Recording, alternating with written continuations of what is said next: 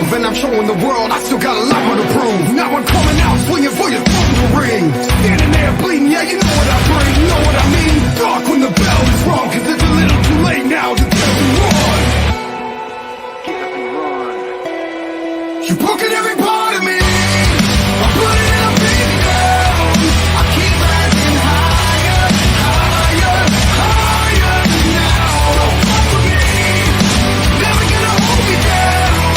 I keep rising higher, higher, higher. The world can't stop me now.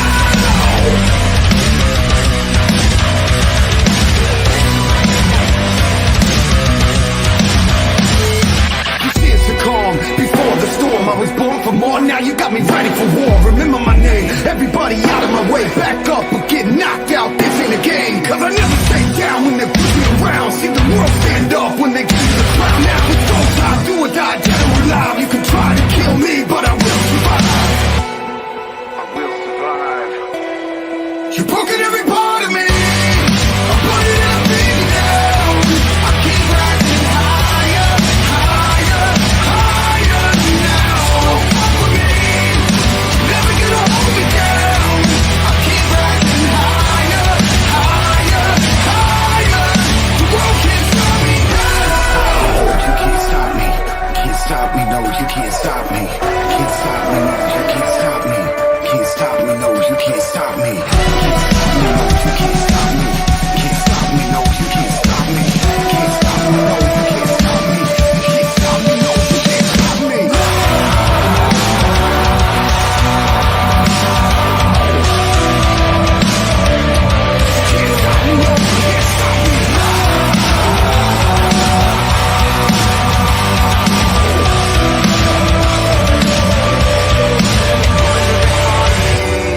I'm bloodied and I'm beaten down. I keep rising higher, higher, higher, higher. You've broken every part of me. I'm putting it up, baby, down. I keep rising higher, higher, higher now. Don't fuck with me. Never gonna hold me down. I keep rising higher, higher, higher. The world can't stop me now.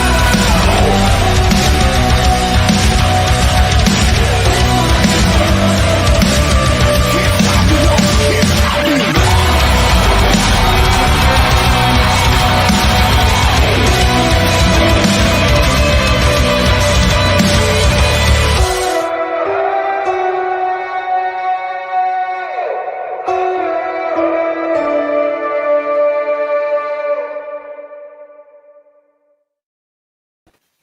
What? Never enough of that band. So, I don't have a standard intro for this show yet, and Don's not here today. So, but we got Niko from. I know, first time Community ever Media. being on the show. Look at that. Not first time Practically. ever. You've been here a couple times, I know. once, twice. It's Chey that's never here. Yeah, right. In the months that even 1700 has been on, I think I've been on it more than Chey has now. I think I so. think she's just never around. She Poor she girl. works. I know. So, She has a hopefully life. hopefully she'll get over that eventually. Yeah, So. there you go, Chey. If you're watching, get over working. Yeah, get over it, Chey. So, let's see. Come hang here. out with us cool kids. What are we gonna go ahead? What do we go ahead and talk about? Let's see. I got a couple. Oh, I got a bunch of things here. All right, so let's start with why you should be playing Valheim. Let's go ahead and do that.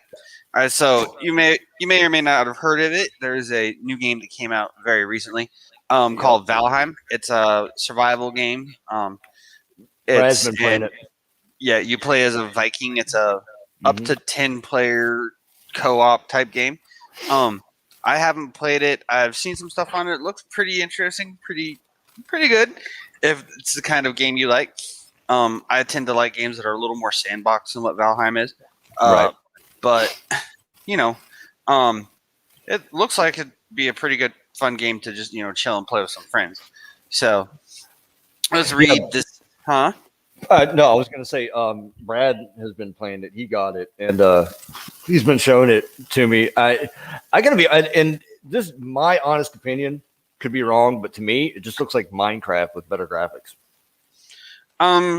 Basically, is what I've heard. There's not as the digging and stuff that I know of as far as that on Valheim. I know you can build, but and then I've also heard you can't like go in the water and stuff like that. The water is like off limits. There is naval combat, there is sailing ships and all that stuff. So, I don't know if you've gotten to that point yet or not. Maybe.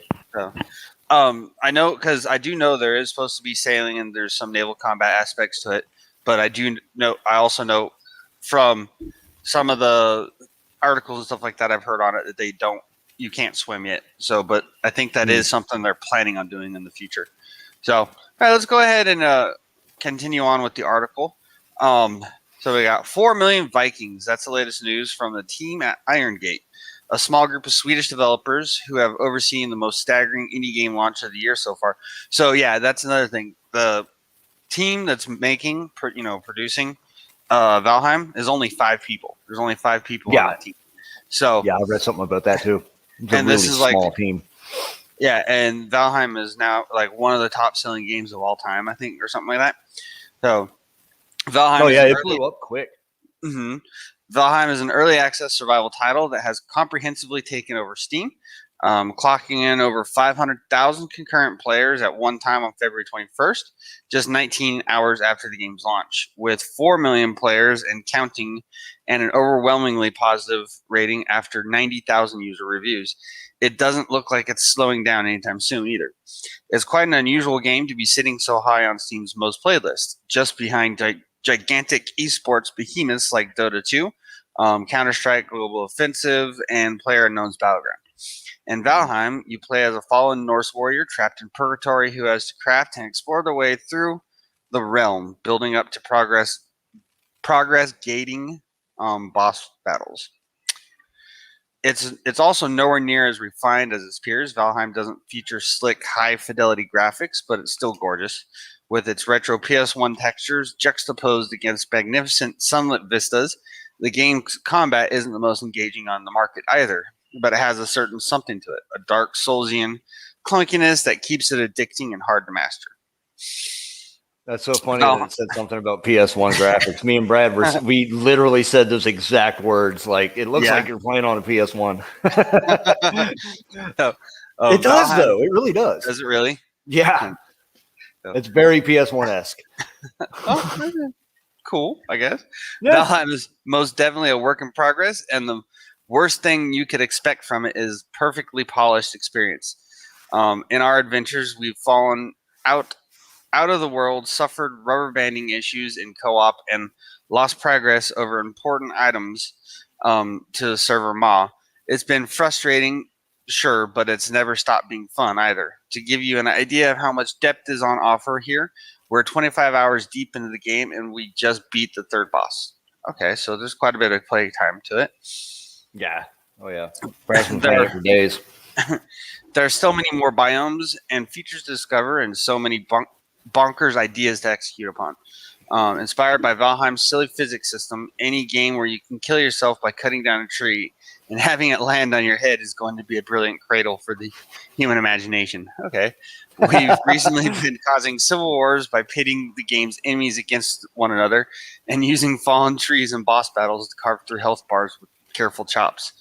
It's such a refreshing game to lose yourself to because it's full of constant surprises. No matter how much you think you understand it, Valheim will find a way to shock and delight you. Just last night, we were cataloging our finds into carefully labeled chests. A thankless task, don't bother. When the head of a tier boss we slew several hours ago started talking to us. Similarly, while charting the coastline in a Viking longship, we stumbled onto a floating island covered in barnacles we found. We could mine for precious chitin. Everything was dandy until we realized we were standing on the back of a suddenly unhappy Leviathan. So, Valheim, right? Yeah, right. Valheim will certainly feel familiar if you've played survival games like Ark and Rust before, but excels beyond them by warping some of the more conventional elements of the genre. Instead of frantically managing multiple meters, the only thing a player needs to think about in Valheim is putting food on their stomach, which is done in a clever layered fashion. You're not going to starve if you don't eat, you'll just have a lower health pool. So as you scale up into the mid game, there's an emphasis on finding items that provide more nutrition, which leads you to build farms on your homestead and embark on expeditions for rare resources to make entrail sausages instead of cramming anything you can find in your mouth.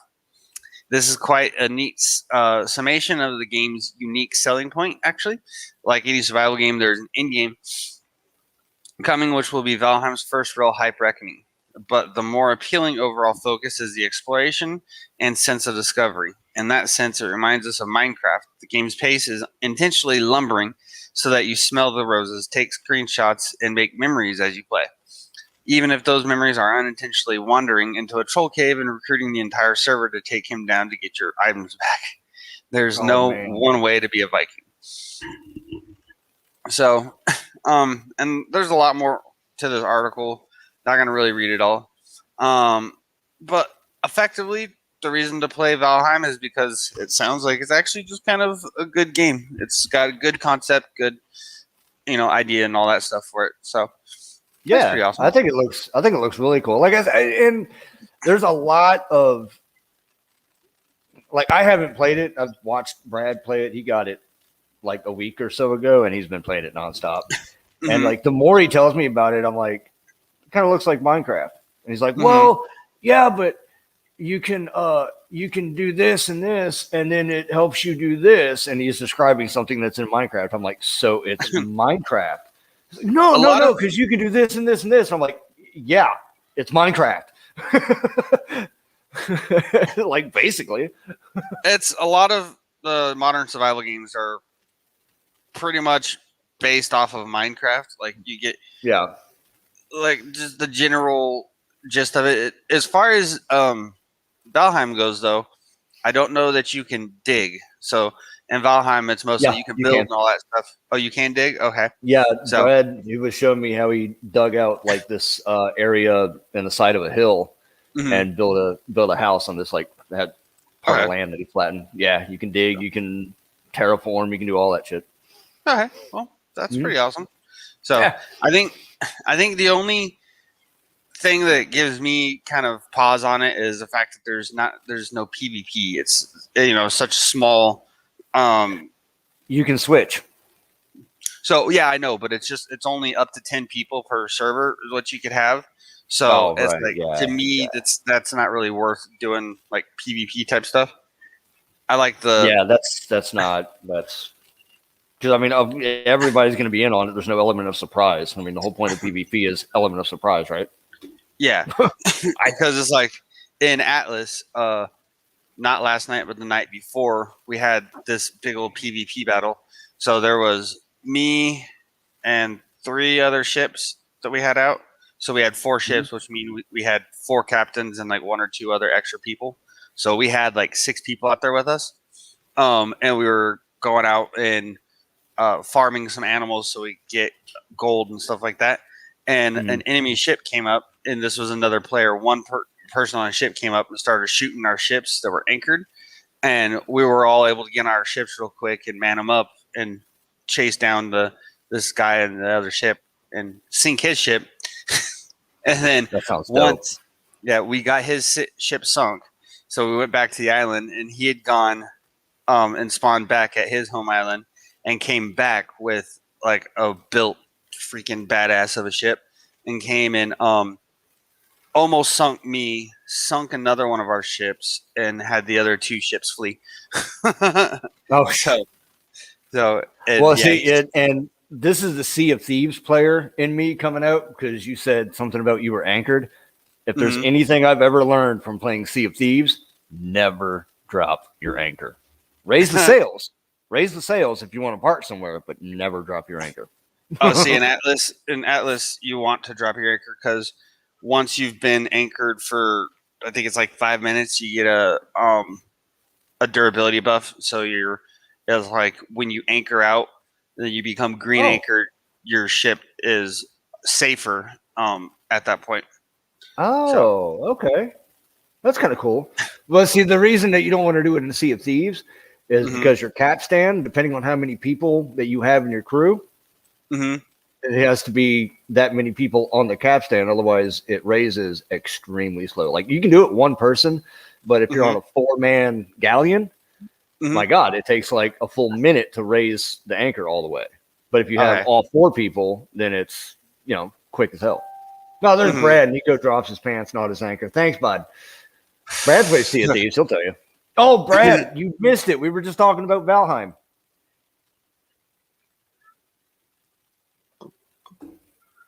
So, You just missed it. so yeah, there was that. Let's see what the comments are. Niko drops his pants on his anchor. Okay, well, that's what the comments are. All right, Yeah, that's moving right it. along. Denise All said, yeah, Heidi ho. That was she did that during the intro. Yeah, I know. I saw it. All right, Said, so bots. we got another story coming up right here. So this is going to be um, some theories on Spider-Man: No Way Home. So 4 theories on what the movie's official title could mean. All right, Spider-Man 3 finally has an official title. Spider-Man: No Way Home will swing into theaters, COVID-19 permitting, on December 17th. There's a chance. Yeah, this was 8 hours ago. There's a chance this could be a bittersweet moment. It's technically the last Spider-Man movie on the actor's contract with Sony, though he's open to more and we'd expect to see him return. Plot details are naturally thin on the ground right now, but that hasn't stopped the internet rumor mill from going into overdrive about what Spider-Man 3's title actually means. No Way Home is an obvious nod to Spidey's previous MCU films, Homecoming and Far From Home, but there seems to be more to it than meets the eye. This is Marvel after all, so there may be some hidden context behind the subtitle. With that in mind, we've come up with some theories as to what the third Spider-Man MCU movie's title could mean. Our guesses below are based on what we know about the movie so far, Peter Parker's comic book history, and how Sony's own Spider-Verse could hold the key to Spider-Man's future. So Spider-Man No Way Home Theory 1, Peter Parker's on the run. No Way Home could be a simple reference to Far From Home's mid-credit scene. After defeating Mysterio and taking MJ for a romantic swing through the city, one of New York's giant screens broadcasts a breaking news segment. To our surprise, J.K. Simmons, J. Jonah Jameson, who was part of Sony's first Spider-Man adaptation, appears. Jameson broadcasts doctored footage of Mysterio, which suggests that Spider-Man killed the villain's real-world persona, Quentin Beck, and was the real culprit behind the London drone attack. Then, to Peter's shock, Jameson reveals his name to the world. Naturally, such a revelation would force anyone into hiding, let alone a superhero who has tried to keep their identity secret. If Peter is on the run from the authorities and other supervillains, more on those later, then it makes sense why No Way Home is referenced in the title. It just means that he can't return to Aunt May and the normal life he craves after the events of Avengers Infinity War and Avengers Endgame. There's literally no way for him to go home until he finds a solution to this problem. Still, if nothing else, it looks like MJ and Ned are on hand to help him seek one out. Spider-Man No Way Home Theory 2. The Marvel multiverse may be to blame. Alternatively, No Way Home may refer to rumors surrounding a possible Marvel cinematic multiverse. During Mysterio's first meeting with Spider-Man, Beck mentions that he's from another version of Earth, Earth 833, and not the MCU's Earth 616. Of course, Beck was bluffing as part of his plan to get hold of the Stark Industries technology that he needed for his drones, rather than telling the truth about his origins. Still, this Easter egg and WandaVision's choice to feature the X-Men movies Evan Peters feel like hints at something larger. We know multiple universes are coming to the MCU because it's literally in the title of next year's Doctor Strange in the Multiverse of Madness. In an interview with Rotten Tomatoes, Marvel Studios president Kevin Feige stated that the multiverse will affect the MCU before and after Doctor Strange 2, which lends credence to the MCM being the next evolution of the MCU. Add in the potential for WandaVision's season finale to drive into some multiverse mayhem based on what we learned about Wanda in episode 8, and we have ourselves a Marvel multiverse.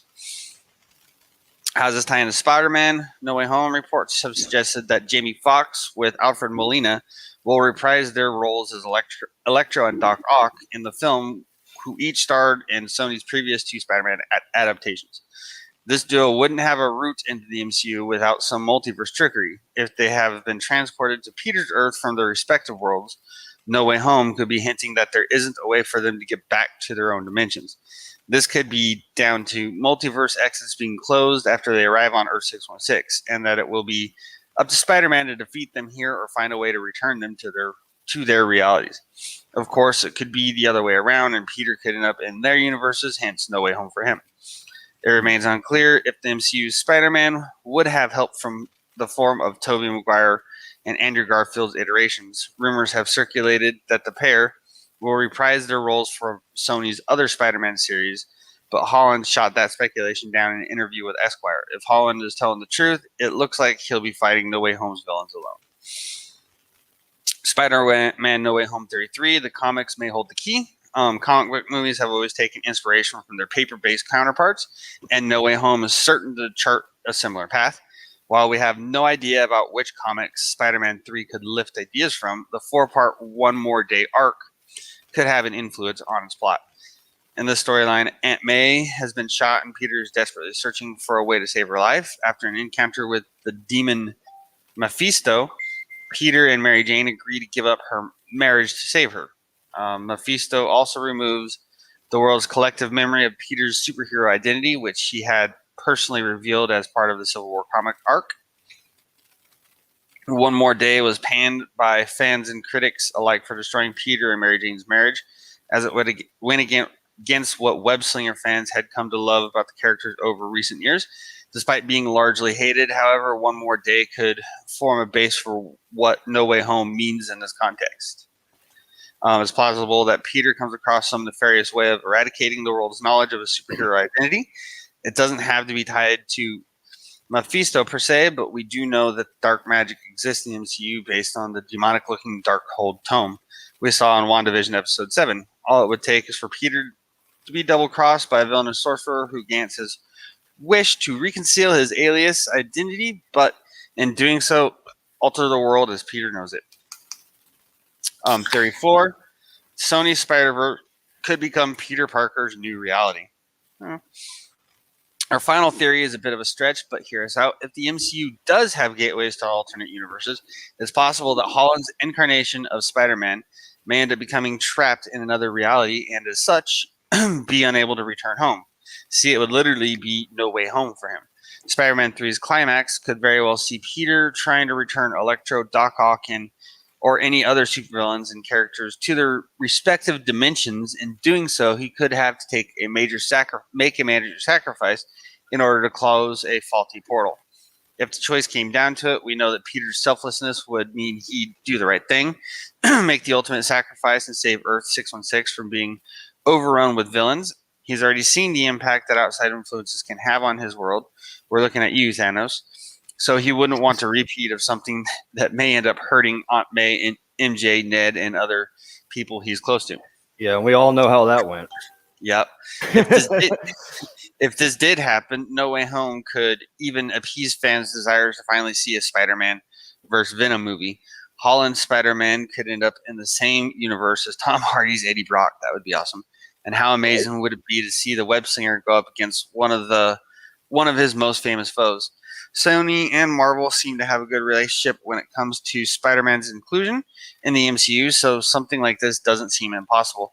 And hey, if Marvel ever needed the wall crawler for a future Avengers film, we could always see Peter return back through a multiverse gateway. He's a smart kid after all, so finding a way back to Earth 616, if indeed it's called that in the MCU as it is in the comics, wouldn't be outside of his wheelhouse.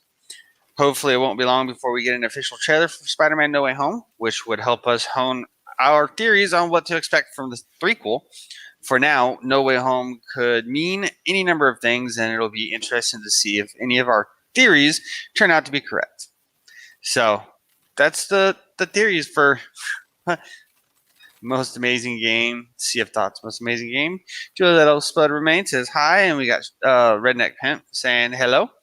Yep. So, and so yeah, that's the theories of what's going to be going on with the Spider-Man No Way Home. What do you think on that, Niko?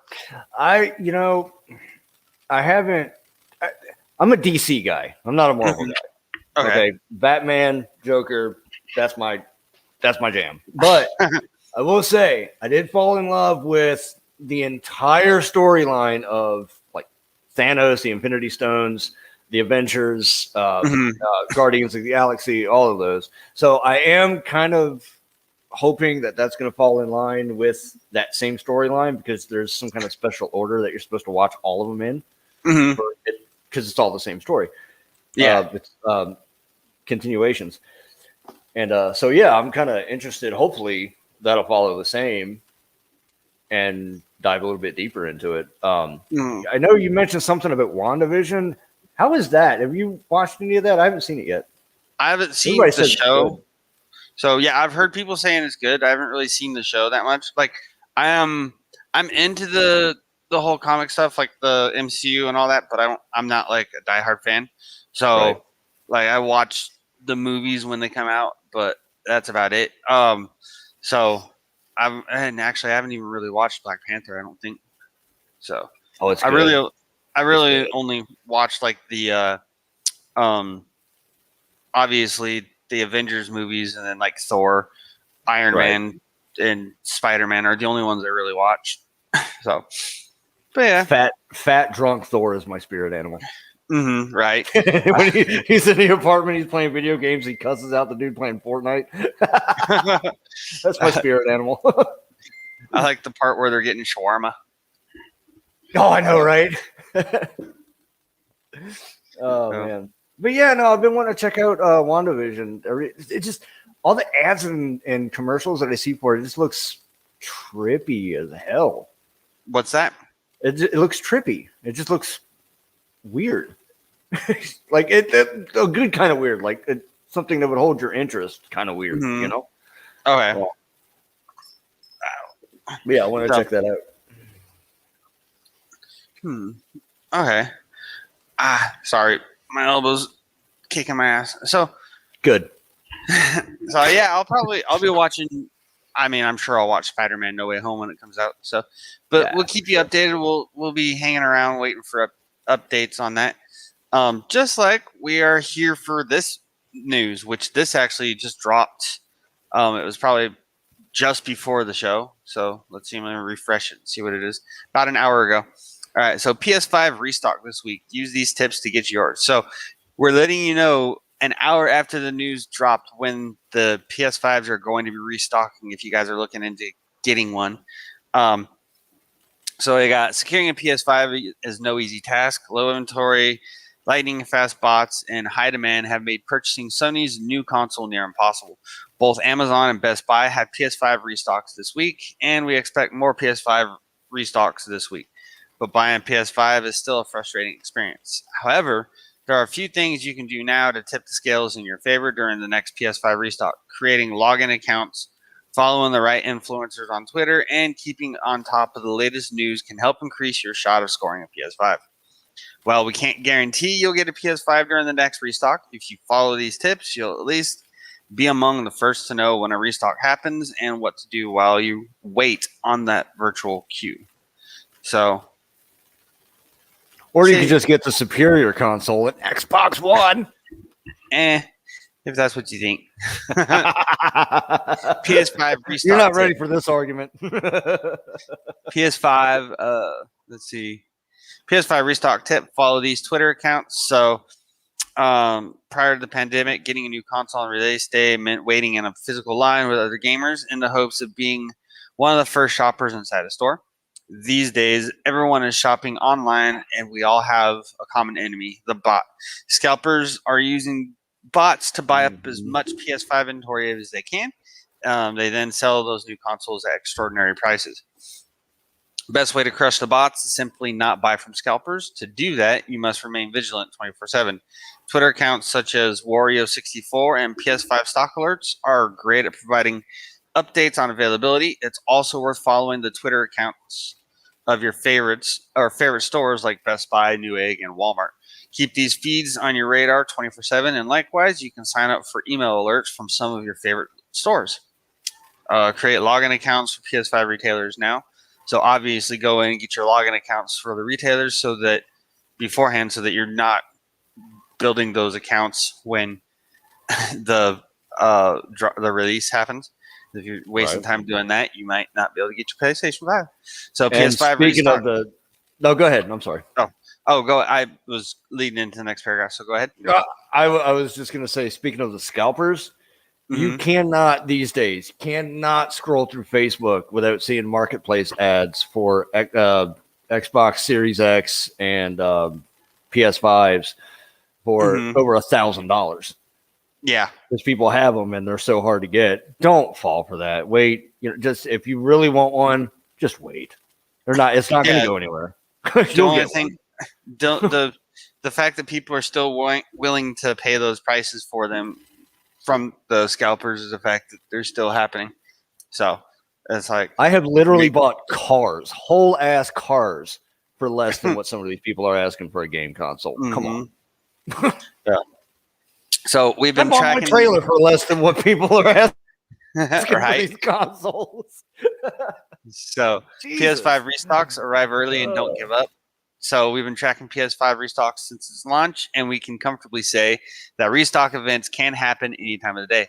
While some retailers give at least a few hours notice, others might give you a 10-minute heads up. The minute you find out of a forthcoming restock, bookmark that page and load that website a few minutes before the restock happens. In the case of the Sony Direct Store, you'll need to form a virtual queue before you can shop for the PS5.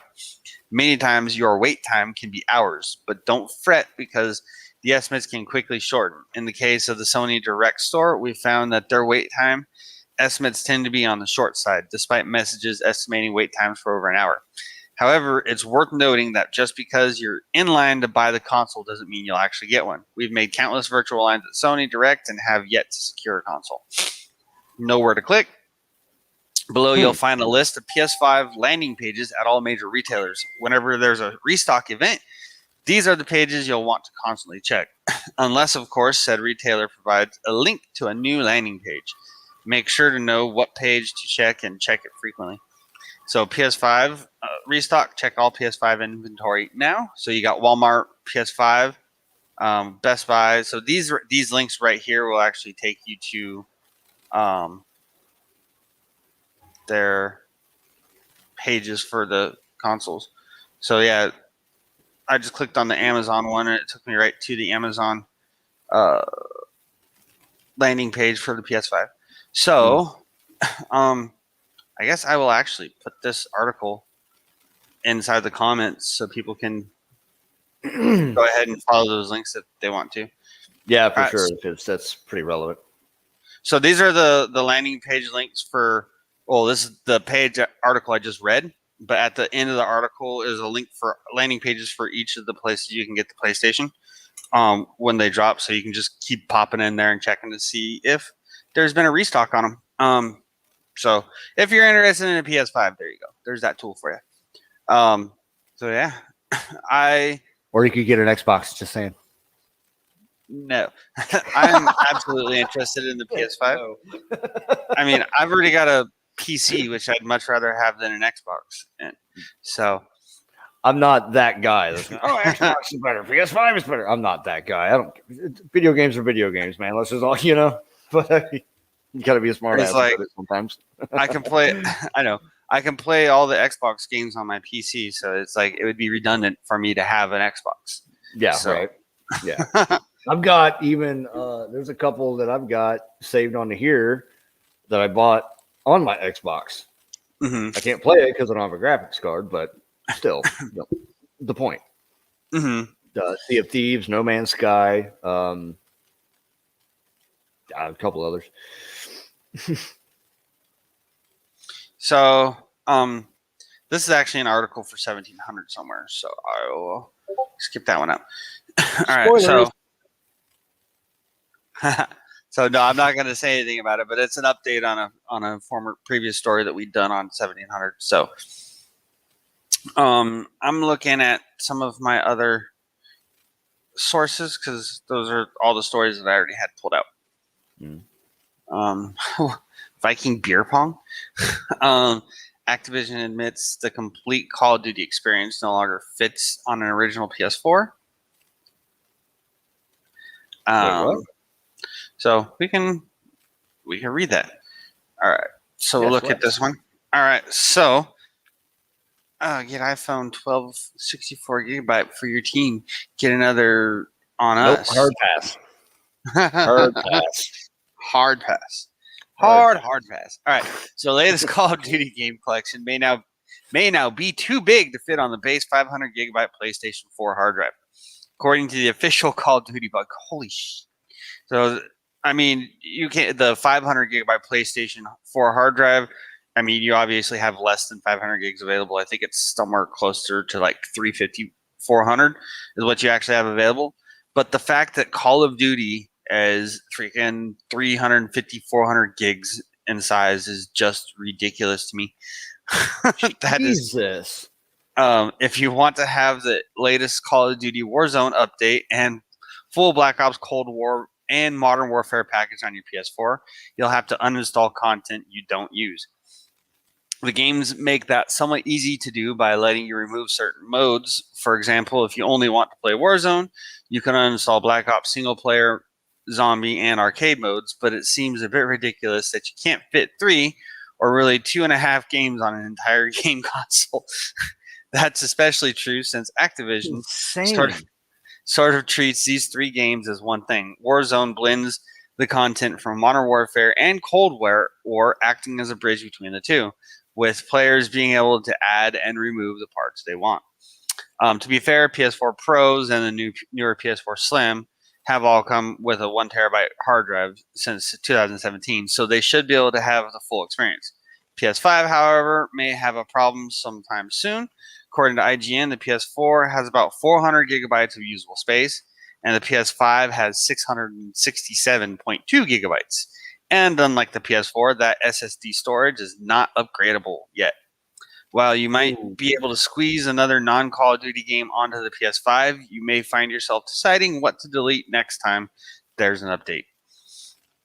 That's always been a huge pet peeve of mine. If I wanted a game or it's something new that came out, or I just pre-ordered it, or I've been waiting so long, now I've got to delete like 7 other games to make room for it, and now you've got a couple of 100 gigabytes coming up for Call of Duty. My God! And then the download times alone is going to take 47 years before you can play it.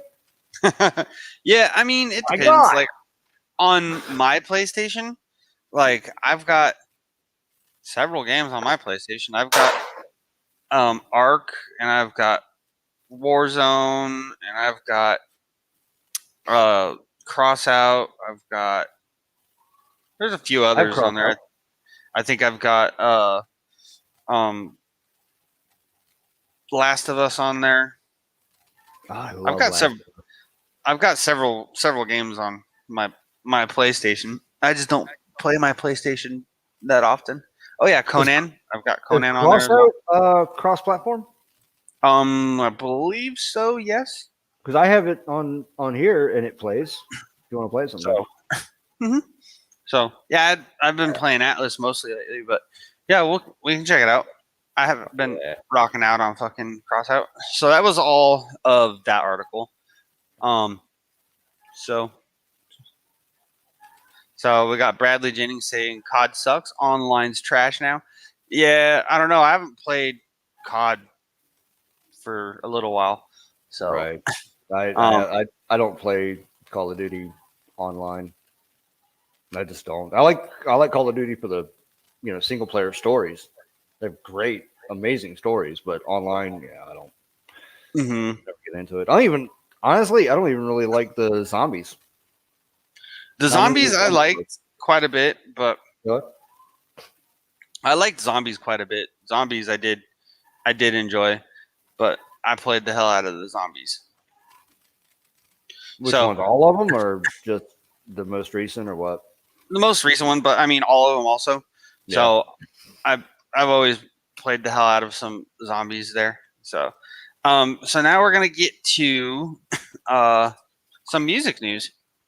All right. So recently there was a convention done called BlizzCon. It happens every year. It's usually a pretty big deal because if you don't know, Blizzard is the production company behind games like World of Warcraft and StarCraft and stuff like that. Overwatch also. So, and Metallica was doing a live stream at BlizzCon, the conference, and Twitch muted Metallica's live stream performance because of copyright. So somebody wants to say hello. What's up? We gotta get into the camera mode. He's hidden from the green screen. Brad just got back. He can't even get into the camera frame. There he is. Hello.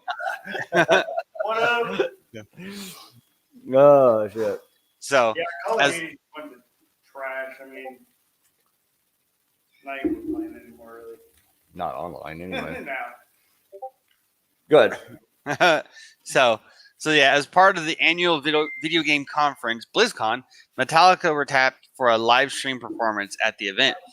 It was the first time the band had played the conference since 2014, and it was memorable for all the wrong reasons. A few seconds into the Twitch stream of the event, the metal faded out and was replaced by computerized folk music instead, to the ire of viewers. In recent How dare years, they disrespect Metallica like that? right? So Somebody's getting their ass kicked like now. in recent years, Twitch has cracked down on the use of copyrighted audio on its platform under the Digital Millennium Copyright Act. The impact on content creators has been immense, with some accounts being locked or banned entirely for the use of music they did not own the rights for. As Metallica began playing the Ride the Lightning track, For Whom the Bell Tolls, Twitch silenced the performance and instead swapped the Metal Titans classic track for something copyright-free, cartoonish, and ultimately rather slapstick, despite the overwhelming commonalities present in metal and video game soundtracks. Viewers quickly flocked to Twitter to express their outrage, while also pointing the finger at Twitch for the shortcoming, now having felt the wrath of their own restrictions firsthand. Others reference How does Metallica. that work? How does what work? Metallica was playing the song. It's their song. Well, obviously, they have permission to play it. Well, kind of, sort of, like the publishers who you have to get the permission from, not the artist. In that sense, especially with a band like Metallica. But it's just, and it wasn't this is totally an abuse of the system to protect against copyright violation, because that's not in violation of anything because Metallica is playing it. It's like a concert and all that stuff. So you can't have the copyright infringement there in that sense, right? So, but that's kind of what they're saying. It's like you're so anal on blocking copyrighted content on your platform that you just block the artist from playing their own music. It's theirs. What the hell? So, but yeah, and it's one of those, and it's just like that on Facebook. It's like, and sadly, because it's a private platform, yes, technically the legalities of it aren't there. Like, it's not legality. It's like, there were no rules broken to deserve getting shut down, but since it's a private platform and they want to protect themselves on the sense of playing copyrighted content, they're just going hardcore on it. You know what I mean? If that makes any sense. No, it doesn't make any sense. That's why I'm like saying something about it. No, it makes no sense at all. it's been put out where the website holders, so the holders like YouTube and Twitch and Twitter and all that stuff, can be held ultimately responsible for the any like content violations like that on their site. So in order to protect themselves on the backside of this stuff, it's just like, okay, we're just going to react first and ask questions later, kind of thing. It's like, oh, sorry, your performance got fucked up because we cut it, but we'd rather that than us have to pay millions out our asshole because we didn't shut down a copyrighted broadcast, you know? It's so backwards like that. Mhm. How do they what? But So, but Anyway. yeah, Metallica got shut down, doing their own broadcast, and so, and it's also ironic because Metallica's history with the whole copyright infringement stuff, you know, they led the whole thing on like when Napster was a big thing. They went, God, I remember. you know, Metallica had this big issue with Napster and all that, and they just got bit in the ass from it. So, 15 metal and rock bands that are banned by Disney. I'm sorry, what? There's 15 metal and rock bands that are banned by Disney. I'm kind of curious now. Cannibal Corpse is banned by Disney. No, they're wholesome family entertainment. Right. We got Exodus, also banned by Disney. The Dillinger Escape Plan. Machine Head. Gallows. Oh, Machine Head's cool. I like Machine Head. Every Time I Die. Cattle Decapitation. The Faceless. What?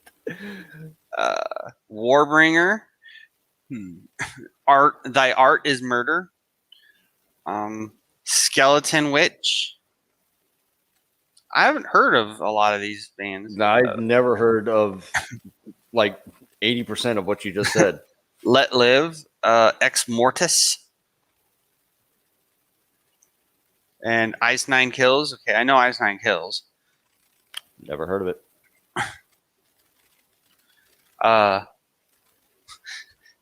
So Ice Nine Kills isn't allowed to play at Disney's House of Blues in Orlando because of our violent imagery. I guess you could say that. So we're totally cool with Marilyn Manson, Hatebreed, Insane Clown Posse, Korn. All As of right those now, are perfectly fine to play Disney princesses. something like that. But it's playing at the House of Blues in Orlando. So Hyro the Hero. They were on tour with Nonpoint over the summer of 2019. They've been banned from playing the House of Blues in Orlando.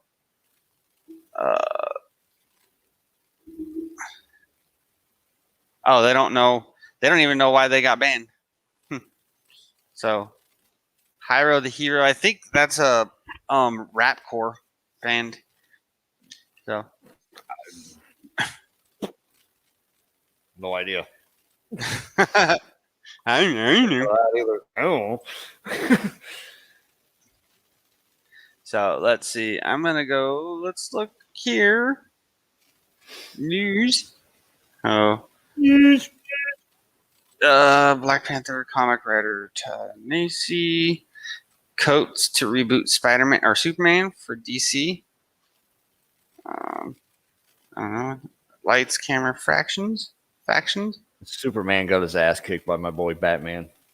Mm-hmm. Y'all ain't ready for that conversation, eh? So I'm looking through movie news, but it doesn't really seem like there's much. And we've already covered some pretty good stuff. Speaking of movies, Brad mentioned something in the comments. I just got reminded. He said something about the movie about your home state, Oregon. We watched a shit. He's probably watching right now. Brad, what was the name of that movie? It was with the guy that played Shaggy in the Scooby-Doo movie, live action movie. Dax Shepard was in it. Seth Green. I just watched it yesterday. It was about these kids growing up in Oregon. They did like a bucket list thing. Their friend died, and they went, "Hey, Brad, what was the movie called?" Without a Paddle, I think. Hold on, he's coming. No, it was Without a Paddle. It was definitely Without a Paddle. Yeah. Oh, that one was a pretty good movie. It was. It was It was funny. Yeah. but he insisted that I refer that to you and tell you that we watched that. I was like, oh yeah, it's Athen State, Oregon. Isn't Without a Paddle? That's the one where, at a certain point they were cuddled up in a cave, all next to each other, right? Trying to stay warm. Yeah. Yep. No homo. No homo. Yeah. Yeah. Yeah. And the bear chases them and poops out their cell phone, and they find it in a pile of poop. Now, why the hell? He said accurately portrays Oregon. I wouldn't know. I looked up tech news, and I'm getting a bunch of news for basketball. So, science news. Let's go there. All right. Okay.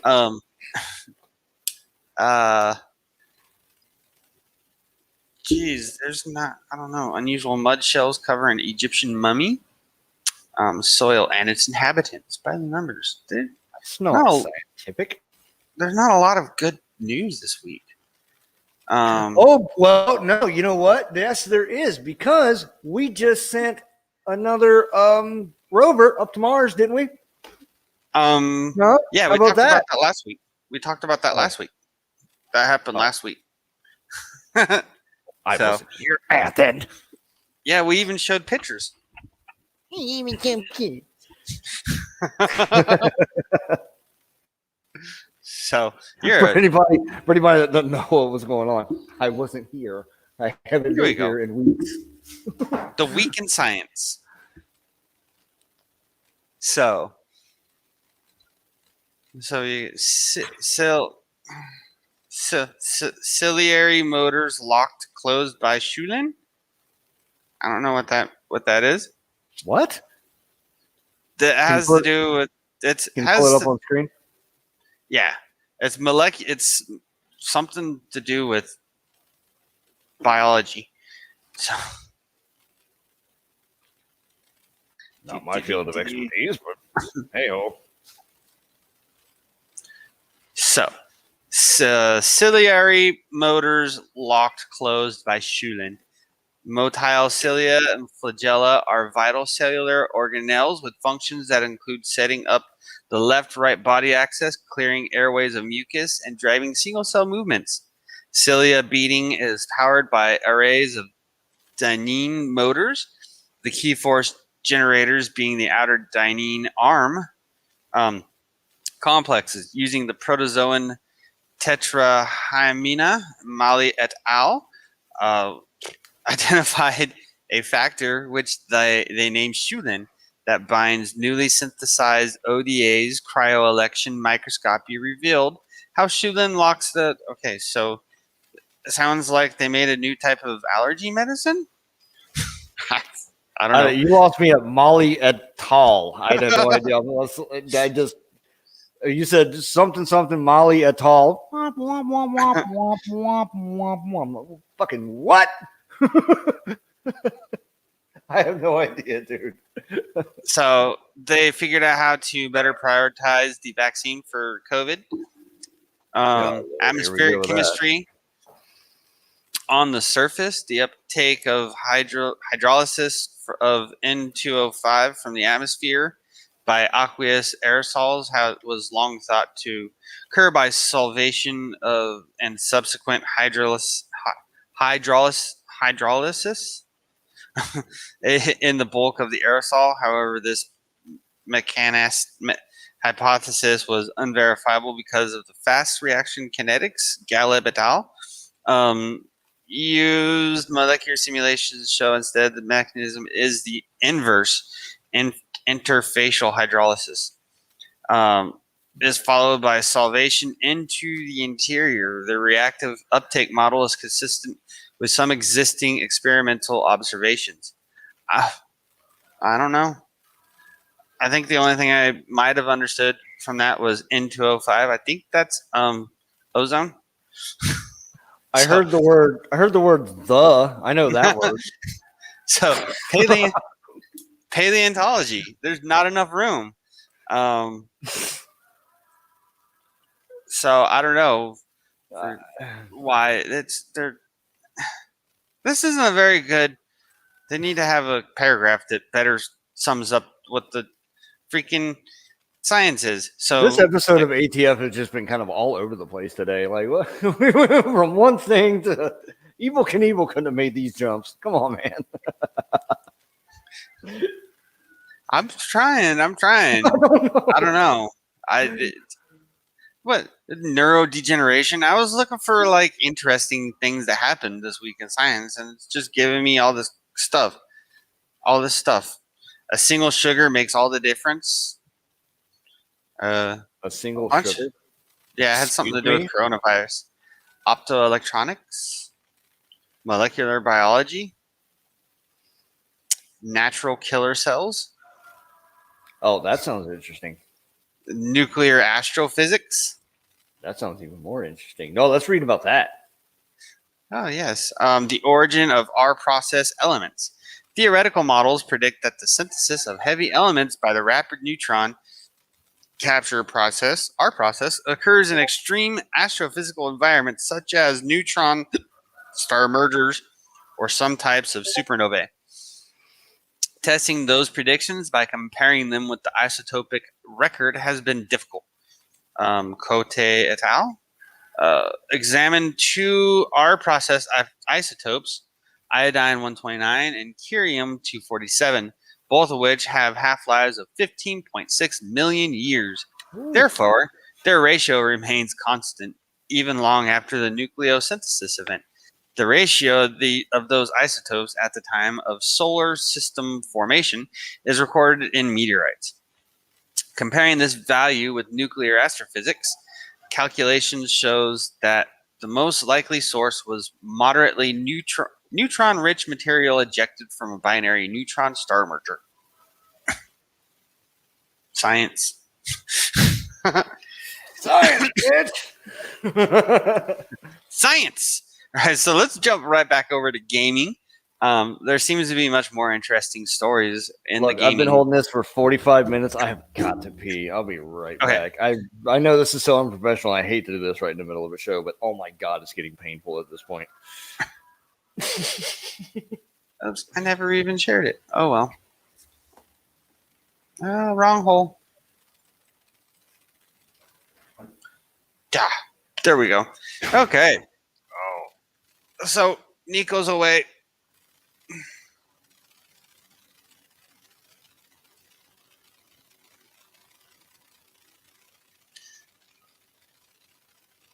So we got Bradley Jennings having forwarded us a show. Or not a show, a story. And April said she sent some to Carl. He didn't forward those to us. He's probably keeping them for himself. He's probably being selfish with them. So,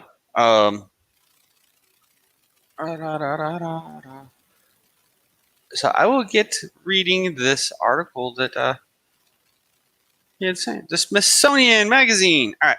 So, smart news, keeping you current. Archaeologists unearth Egyptian queen's tomb. 13-foot Book of the Dead scroll. The team also discovered dozens of sarcophagi, wooden masks, and ancient board games. Oh, yeah. Ancient board games. Researchers have identified a pyramid in the vast Saqqara necropolis as the tomb of King Teddy's wife, Queen Nayert. Photo by Khaled Dasuki, AFP via Getty Images. All right. Archaeologists in Egypt have unearthed a cache of treasures, including more than 50 wooden sarcophagi, a funerary temple. We're back. A funerary temple dedicated to an old kingdom queen and a 13-foot-long Book of the Dead scroll. At the Saqqara necropolis, a vast burial ground south of Cairo, according to a statement from the country's Ministry of Tourism and Antiques. As first reported by Al-Aram, Egyptologist Zahi Hawass and his colleagues discovered the coffins, which appear to date back to the New Kingdom era, 1570 to 1069 BC. In 52 burial shafts measuring 33 to 40 feet deep, paintings of ancient gods, and excerpts from the Book of the Dead. What was that? That was me trying not to yawn, which was thought to help the deceased navigate the afterlife, adorn the sarcophagi. So, with reading and all this stuff, that decreases my respiration rate, which decreases the oxygen. And that's thought to actually be one of the reasons why we yawn. If our oxygen consumption rate is low, we yawn to kind of boost our consumption, I guess. So with me talking and having my respiration rate go down, I'm yawning so that my body's wanting to yawn. I just liked how it changed the octave of your voice from like really high pitch. It dropped down like 97 octaves, and like that. Okay. Like you're just talking like this and talking like this, and then all of a sudden, like what? Excuse me. So, let's keep reading on this.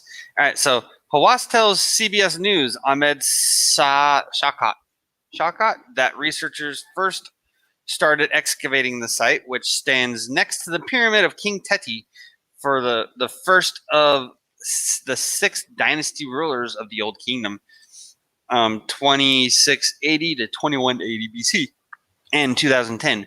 But we didn't find a name inside the pyramid to tell us who the pyramid belonged to, he adds. Now reports Agence France Presse. Okay. Agency France Presse. I think that's just a French press agency is what that is. I think that's legitimately what that word means. Those words mean. I don't know, though. Maybe. I could be wrong. So experts have finally identified the complex, which boasts a stone temple and 3 mud brick warehouses that house offerings and tools as the tomb of Teddy's wife, Queen Nayert, around a month ago. The team found Nayert's name etched onto a wall in the temple and written on a felled obelisk near the entrance of the burial, per CBS News. I'd never heard of this queen before, Hawass says to CBS News. Therefore, we add an important piece to Egyptian history about this queen. And this dude, the Hawass, that guy, he's like, if that's the guy that I think it is, which I'm going to verify now. Zahi Hawass. He's like, if he's the guy I'm thinking, he's like a real famous Egyptologist guy. Yeah, I think that's the same dude.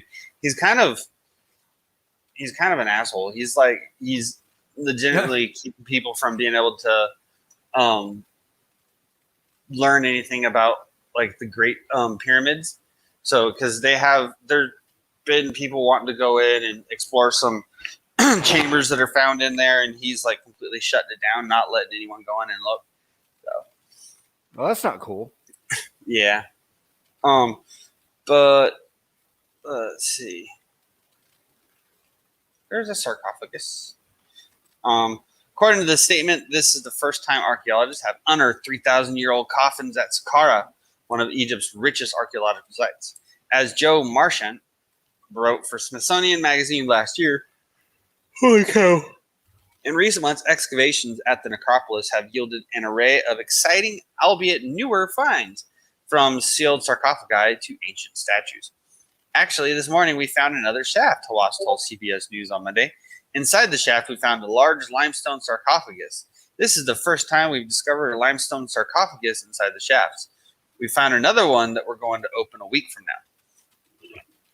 now. The coffins found in the burial shafts probably hold the remains of followers of a Teddy-worshipping cult formed after the pharaoh's death, writes Owen Jarvis for Live Science. Experts think that the cult operated for more than 1,000 years. Holy crap. Why am I yawning so much? I already explained it. I know why I'm yawning so much. You did it again. You did it again. Members would have considered it an honor to be entombed near the king. Other highlights of the discovery include a set of wooden masks, a shrine to the god Anubis, bird-shaped artifacts, games including Senate, which was believed to offer players a glimpse into the afterlife, a bronze axe, paintings, hieroglyphic writings, and fragments of a 13-foot-long, 3-foot-wide papyrus containing Chapter 17 of the Book of the Dead. The name of the scroll's owner, Pwakayaf, is inscribed on the papyrus, as well as on one sarcophagus and 4 sculptures, according to Live Science. Did you just throw up in your mouth a little bit saying that? I think that might have been what that was. These finds notes the statement as translated by CNN's Amy Woodyat. Will write the history of this region, especially during the 18th and 19th dynasties of the New Kingdom, during which King Teddy was worshipped, and the citizens at that time were buried around his pyramid. The story of Saqqara will be told in the Smithsonian Channel docuseries Tomb Hunters, scheduled to air later this year. Very cool. That is very interesting. Very cool. Yeah. And I like stuff like that. The old, like anything about like ancient Egypt, new tombs that they find. They're still finding new tombs all the time, thousands of years later. Like it's just insane to me. Mm-hmm. Well, I've always found that interesting. It's like, what was I going to say? I was going to say something, but I can't remember. But Rain part. right. So, oh yeah, that black sarcophagus that they'd found and opened up, that everyone thinks has something to do with, 2020 and 2021 being such a shit time. Oh, man. That's it. Cursed. That was it. Egyptian curse. Right? Jesus. So I shared a post. It was right when the whole, like, everybody started freaking out about it. The whole COVID thing earlier last year. I shared a post that said something about it's 2020. We've got a debilitating disease spreading around. The stock market's doing something, but I don't remember what it was word for word.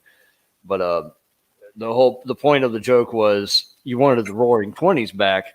Well, you got it. Are you happy? right? Because it's the same thing that happened literally 100 years ago. Yeah. So, Brad says, "Oh, that sarcophagus is why we have our current president." I don't get political on these shows. Yes, this But one's even what it is.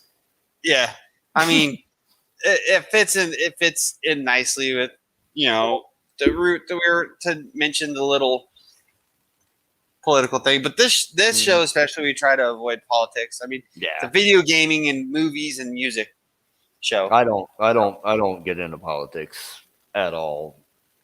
Period. So, everybody's talking about politics. Like, give me 1 second. I gotta go grab a soda. So keep talking there. That is not allowed. You do not have permission. You do not have permit. He just did it anyway, didn't he? My God.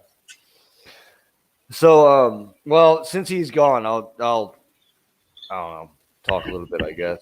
I got kicked out of school.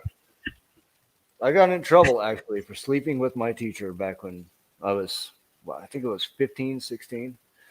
Got in trouble for sleeping with my teacher. I was the first one ever to get expelled from homeschool.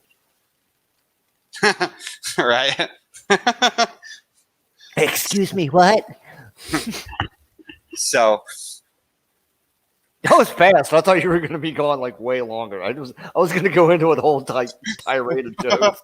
I'm going to go get a soda. Like a half a second later, you like I don't know, plane jump, womp, and a TARDIS. My case of sodas is just right over there on the floor. Well, I didn't know that. Now did I? No, you didn't. I thought you had to go into the kitchen, go to the refrigerator, and get another. I don't know.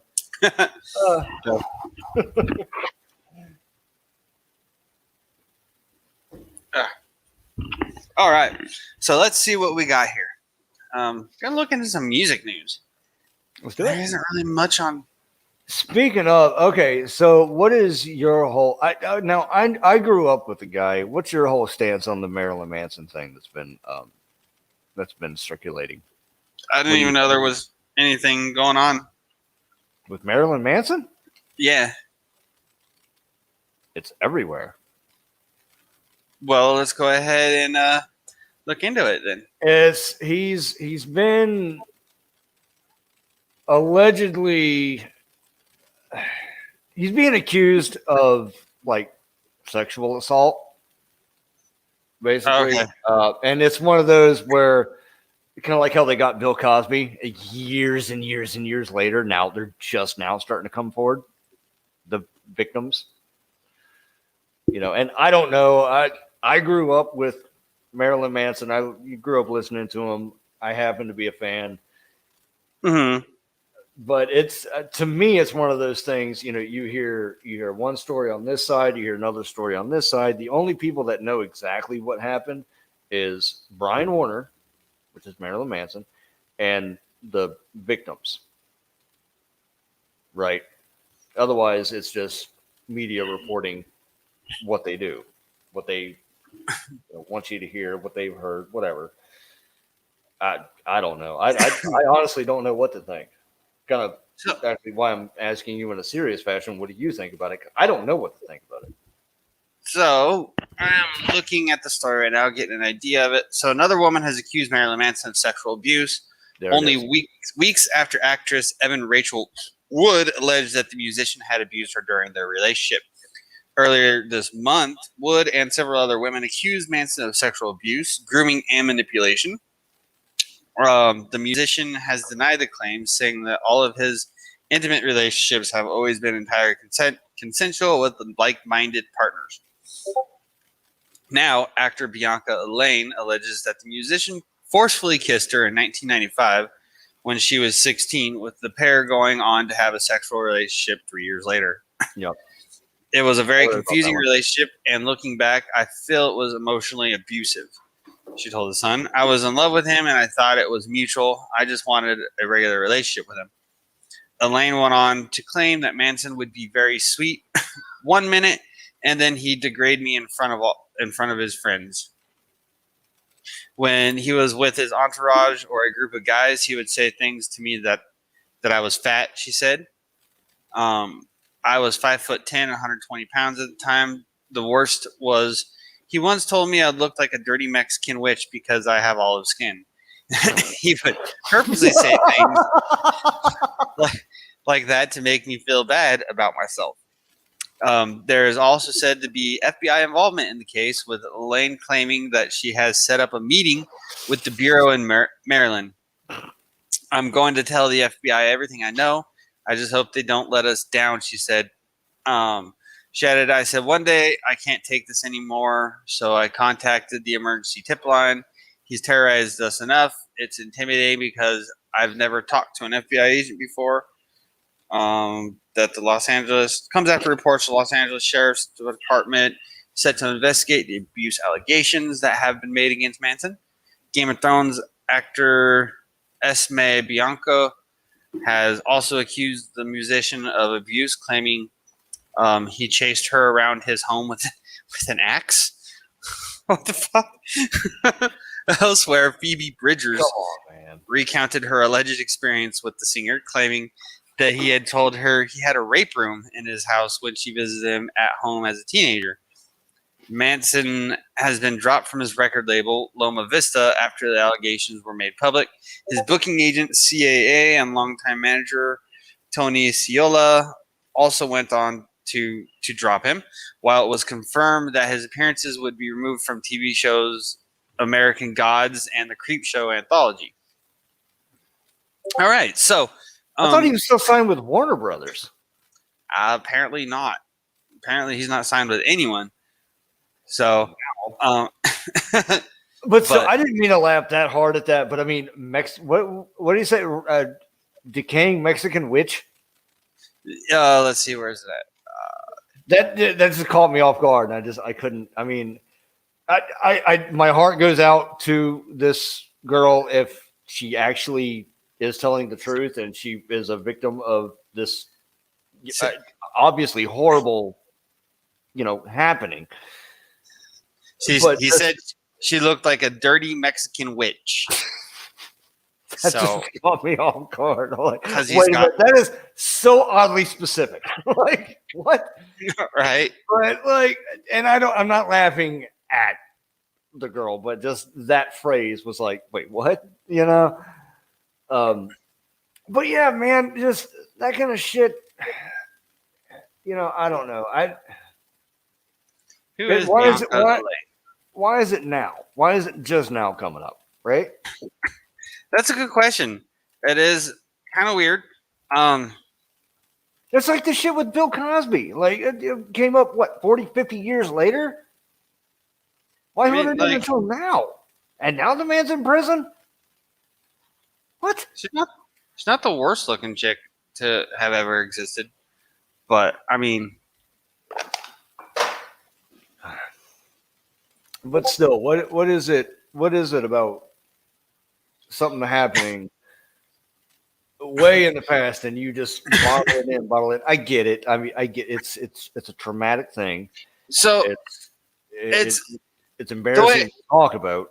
But why bottle it up for so long? Years, several years. because sometimes that might be when they finally got to the point where they have realized they can have something done about it, or sometimes it just takes that long. Maybe there's some sort of catalyst that just happened right now that's causing all this to happen. So Right, yeah. maybe someone more current who'd been abused to him came out and said something. So now these people are like, okay, well, boom, boom, boom, boom. I want to get on this hype train because Marilyn Manson, he's got a lot of money. There, this is also probably going to go to civil lawsuits as well as criminal lawsuits and all that stuff. And yeah, so people are probably going to also end up getting paid money from Marilyn Manson off of this if it comes out to be true, Right. And honestly, I'm gonna just go out there. I don't say that I would be shocked to have heard this stuff coming from Marilyn Manson, just because in order to have the level of eccentricity and flair, I guess he has, you have to have a level of egocentric. I don't even know the words I'm looking for, but you know what I mean. You have to have eccentricity. Yeah, you have Eccentricity, to. yeah. He's not gonna. I'm betting he's gonna be a fucking dickhead. In general, he's gonna be one of those people who made fun of you in school and all that stuff. It's just you could. He's going to be an asshole. This Well, the day way and I age. see it though is that we know who Marilyn Manson is as Marilyn Manson, Mm-hmm. but not a lot of people really know who Brian Warner is. Mm-hmm. They're two different people. It's the same person, but it's two different people, two different personalities. There's Brian Warner, the person, and then there's Marilyn Manson. Mm-hmm. Right? So there's who he portrays himself on a stage or, on television, behind a screen, behind a camera, or in front of a camera. But then, who's the guy off the camera? Who's the guy that's not on the stage? Who's the guy that's just sitting in his bedroom playing a video game or watching a movie or something at night, eating dinner? Taco Bell or something, takeout. And that's what I think I'm kind of trying to get at is like, as far as that goes, I think in order to be able to just portray that character as what Marilyn Manson is, him as his own person, they have to have a level of like I was saying, that would have to be there in order for them to be able to portray that, because they have to come from somewhere to know how to have that kind of character. Well, and it goes back to what I said before. The only people that really know what happened Mm-hmm. are the ones that are throwing out these accusations, and him. Yep. They know what actually happened. I have no idea. And I've always been a fan of Marilyn Manson. I had all in high school. I had all the albums, all the CDs. I had the whole goth thing going on. But Celebrity Deathmatch, remember that? Mm-hmm. The claymation Celebrity Deathmatch, where he debuted his music video, his new song on that show. Yeah. It was so badass, dude. Like, it was like my shit. Like, yeah, I'm like just adored, idolized. The the kid that I brought on, Jared Johnson. He's an even bigger fan of him than I am. I don't know his stance on the whole thing, but he can tell you. He's. I also never was really much of a Marilyn Manson fan either. Yeah. Myself, like, I did hate him, but I wasn't. Couldn't say that I was an actual fan. Didn't hate him, but you didn't love him. Yeah. Yeah. No, I know. Just like, eh. So I'm like that about sushi. I love sushi, but no, I'm just, I wouldn't buy it, but I mean, if you gave me one, yeah, sure, whatever. But yeah, no, it's I don't think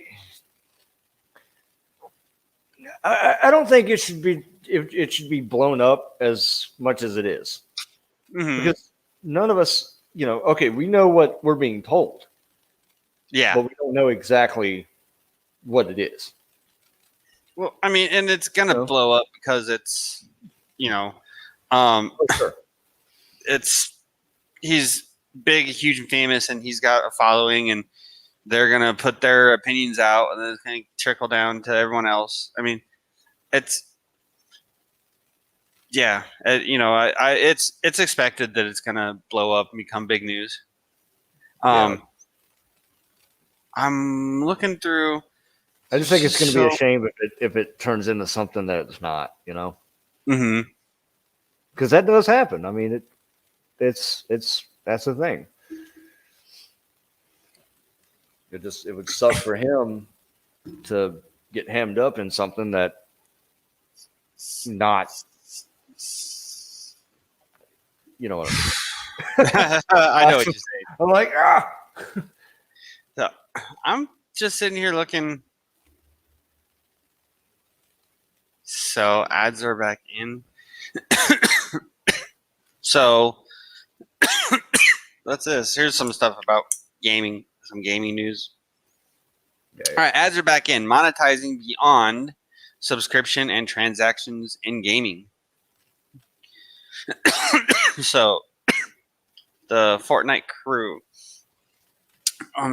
Pop-ups. Don't get me started on Fortnite. Jesus. Join Transform 2021 for the most important themes in enterprise, AI, and data. All right. The rapid growth of direct-to-consumer streaming platforms has proven that subscriptions are viable. Subscription options have seen a massive increase as console, platform, and other industry players have tried to capture people's time by creating an experience that offers a variety of games. But in the same breath, we hear about rapid subscription growth across the game and entertainment sector. We also hear of subscription fatigue. Consumers cannot wrap their heads around the number of subscription services they've signed up for and now look for ways to cut back. The total cost of ownership of consumers' recurring subscription payments has actually now in many cases exceeded what they might pay for other entertainment services. While many think the industry has left advertising revenues for dead, I think the fatigue of subscription will bring it back to the spotlight. To get advertising right, here's what gaming companies need to consider. Advanced segmentations and agility. During COVID, many of my game industry customers have said that they saw peak demand on their platform daily as loyal gamers and others looking for new entertainment options had to shelter in place. In fact, one gaming customer described COVID as Christmas every day in terms of comparing the scale of demand coming to their platform to pre-COVID days. And while this pandemic is hopefully a once-in-a-century event, it has demonstrated that the need to be agile is critically important for success in consumer-first economy. The same applies to agility with revenue models. Peak demand gave many gaming companies the opportunity to experiment with new revenue models and drive a better experience for gamers and advertisers. A focus on advanced segmentation has helped platforms present more targeted ads that improve click-through conversion as well as outcomes for advertisers. More targeted ads also improve customer satisfaction, net promoter scores, and likelihood to recommend, and overall improve the gamer experience. We've seen a few platforms experiment with exposing available ad inventory in digital channels while evaluating campaign performance in near real time. One innovative use case we've seen gives advertisers suggestions for programmatic ad buys based on how current digital campaigns and audiences perform within an hour of campaign being launched. So I'm not going to read this whole article because it's going to be boring, but because this is more about commercials and shit, but it's sounding like they're going to start putting ads in games. So Sure, hope not. That's what it sounded like. The plan is to put ads in games. So like while you're playing a game, you're going to see an actual ad for stuff. No thanks. I mean, I can see if it's a free game. I can see that because I have to fund that somehow. But if I'm paying what are games when they first come out, like what, $60? Mm-hmm. 70, 80, something like that? Pop up a fucking ad in front of me. Sorry. Pop up an ad in front of me. Somebody's getting their ass kicked, eh? All right. So, I didn't pay $60 to play this so I can watch a Colgate commercial. Sorry. So let's see what the best gaming mouse is right now. Best gaming mouse overall is the Corsair Darkcore RGB Pro Wireless Gaming Mouse. That's an $80 mouse. I do like Corsairs. Let's see. I'm not going to read all the info on it. I was just wondering if there was going to be any other. Okay, here's the other mice they tested. A Corsair Guitar, which is $40. Got the Corsair Harpoon RGB wireless, which is $50. Logitech G305 starts at $39.99. Logitech G502 Hero, that starts at $49.99. So Logitech G Pro Superlight is $149.99. The Razer Death Adder V2 Pro $129.99. That's a pretty good mouse. I had that mouse for a long time. So say $130? Yep. So Razer Viper. So on a mouse, yeah, mice can get expensive, dude. Razer Viper Ultimate. What It's does it now do one. that this doesn't do for $130? Just their optics and the fact that they're weighted properly. They have other buttons. So originally $149.99. This one's $120.99. See the SteelSeries Rival 3 wireless. That's $49.99. But this one, SteelSeries Rival 710, is $99.99. And that's it. So it's like my mouse. My mouse is not name brand. It's Red Dragon, but my mouse was, I think it was about $80. But my mouse is also a 16 button MMO mouse. So I've got 16 buttons on the side. Then I've got left click, right click. I've got my mouse wheel. I can click in on it, and then I've got 2 buttons on the top to change my cursor speed, and then I've got another 2 buttons on there for other stuff. Why? Because it's No, not because. Why? Because for gaming. So what does it do that this doesn't do? So, for example, this one, oh shit, it does a lot. So, one, again, like I said, the optics, you're gonna have better optics. And notice how mine is aluminum on the bottom, so your mouse is going to slide on your mat better. Plus, I've got weights, so my mouse is weighted, which is gonna get me better reaction times for stuff. And then I've got, if I can get it to focus, all those buttons on it for gaming. So like for example, in Valheim, you have your little bar across the bottom. There's 1, 2, 3, 4, 5, 6, 7, 8, 9, 0. Your hot bar. Yeah. I can assign all of those to this mouse, and I can push all those buttons from this mouse. Your keyboard can do that too. I know, but when you're in a game, especially when you're doing like PvP, your left hand is going to be on WASD spacebar, so you're going to be doing all that and reaching up, going across your keyboard to push those number buttons when you can just do it right here. That response time in gaming can be the difference between winning and losing a battle. You know what else can be? Hmm. Oh God, if I don't get it hung up. No, actually, a controller is actually you will get laughed at a lot of times using a No, controller. challenge accepted because I'm a monster with a controller. Mm-hmm. Challenge accepted. Mm-hmm. Not when you're playing against people that are on keyboard and mouse. Controller's always gonna lose. No, Yeah, will. no. Yeah, will. Sea of Thieves. I know.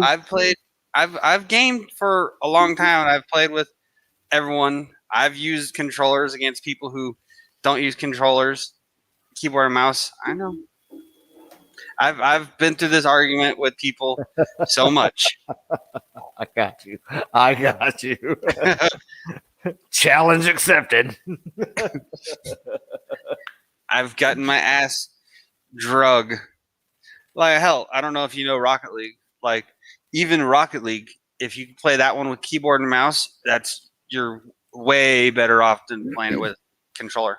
I downloaded Rocket League on this setup, Mm-hmm. and I can't play it. It won't start up. It's weird. It doesn't give me an error message. It doesn't give me like a pop up. It doesn't give me anything. Mm-hmm. It just doesn't start. That's weird. I'll double click it, and it doesn't do anything. Did you get it through Steam? Epic, I think. Epic? Okay. Yeah, Epic. Yeah. Everything else I've got from Epic. I always get the free games. They come out with like every week, 2 weeks. Mm-hmm. I always get the free games, Okay. whether I can play them or not. Oh, I yeah. have them. But, Rocket League just went free to play too. That's right. Yeah. So I have it. I just Mhm. it doesn't do anything when I go to try to start it up. It's the weirdest thing. I don't know. I've got it through Steam. How would that work if like I had it through Epic and you have it through Steam? Would we be able to play together, or are they different servers? I think so in Rocket League, yeah. There are other games where it doesn't work, like Atlas and Arc. Well, Atlas is crossplay, but Arc isn't. Like you can't play Arc with someone on the Xbox if you're on the PlayStation, and even on PC, if you have the Epic version of Arc, you can't play with someone who has the Steam version or the no. So Epic can play with Steam, but they can't play with the Microsoft version. Steam can't play with the Microsoft version either, and Steam can't play with Xbox. So it's like Steam players can only play with Epic players or other Steam players. Xbox can play with Microsoft or Xbox players, and PlayStation can only play with PlayStation players. Huh. So, but there's other games where all platforms are cross-platform. It's weird and confusing. I know games like Fortnite, which I don't play Fortnite at all, but I know games like that you can play PlayStation, Xbox, PC, whatever you're playing on, you can play with everybody. And then like Sea of Thieves, that's Xbox and PC crossplay. Cross Out, that's PC and whatever you're playing on console. Yep, Cross Out I think is completely crossplay. So because I've got it on both. Among Us, anybody on anything can play Among Us with whoever else. Because I've got Cross Out on both my PlayStation and my computer. So, gotcha. Yeah. I had it on my Xbox and I have it on this computer too. I haven't played it on my computer yet, but I played a fair amount on the PlayStation. The sad thing is that I like it. It is pretty fun. The sad thing about it is it's freaking pay to win. So yeah, I don't like that either. I mean, you don't have to pay to win, but it's like extremely difficult if you don't drop any money into it. Oh, Yeah. oh yeah, it's grindy, and a slow Way, grind yeah. to Way get to the too much. stuff. Way too much. Because I've played a fair amount, and I still haven't really unlocked any cars or any pieces to build anything good with. Oh, So- I've still got the truck, little Ford fucking F-150 that you start it with. Oh, Still got that. I've got some custom. I've got some custom build stuff going, and then like you can actually go in and you can browse builds that other people have made and then uploaded for use of other people. So and I've done that before. You can go and select to show only builds that you can build with the pieces that you have, Mhm. and then go So through you can and use somebody else's setup for Mhm. you, for yourself. Oh, that's cool. so Oh, yeah. you can design and build your car and then upload that into because there's a tab on there. I think you have to be like level 8 in order to get to it though. But there's a tab on there you go to and I you think can I'm still upload like your build. level 3 or something. Okay. You can upload your build and then you can actually go through the builds that other people have uploaded and then you can sort them by like most downloaded or most liked and pick the ones that you want to try on your car and you can actually even select a filter that only show you ones that you can build. So then you download the templates and apply them to your car. That's dope. I like that. Mhm. So Oh, yeah. it's pretty awesome, but still, like I said, I've been playing a fair amount and I'm only level 8, maybe level 9 or something like that. But Mm. I haven't unlocked any more of the factions or anything like that. And it's, like I said, it's really grindy. And I don't think it's Yeah. going to be as big of a game for me to justify like really spending money on the battle pass and all that stuff for it. No, it's just one of those a time waster when you're feeling bored. Mhm. There's nothing else to do. Yeah. Just waste a little bit of time on. Yeah, no, I wouldn't put $1 on it. So there are games that I pay for the battle pass on. Like when I'm playing Rocket League, I always get the battle pass on Rocket League.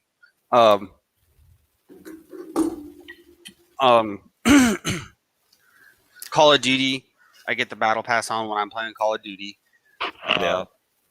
Paladins, I used to get the battle pass on when I play that. Have you played Paladins? I've not played Paladins. However, I will. I'm embarrassed to admit that I've spent more money than I can count. Back when I had money, I've spent more of it than I care to recall on microtransactions for games like GTA, the shark cards. Mm-hmm. Dude, I spent fucking hundreds of dollars on shark cards. Oh my god. Oh yeah. I gotta get that car. I gotta get that gun. I gotta get that house. I gotta get My kids yeah, go Rockstar Daddy. Jesus, My kids Christ. were like that with Fortnite before they broke their Xbox. They were always, "Mom, can we buy V-Bucks? Can we have V-Bucks, please?"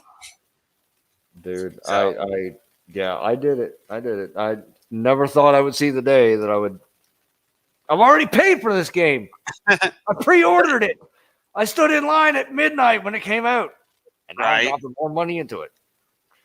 Never thought I'd see But the it's day. like, for me, the games that I've done it's not the only thing I've paid for is the battle pass, and it's like on Rocket League, it's usually only $15. On Call of Duty, it was only $15. On Paladins, if I'm playing Paladins, it's $15 there. And Paladins it's a free to play game. I don't know if you know Overwatch, but it's effectively the same exact game as Overwatch. And there was dispute over who copied who. Paladins was in development first. Overwatch released first.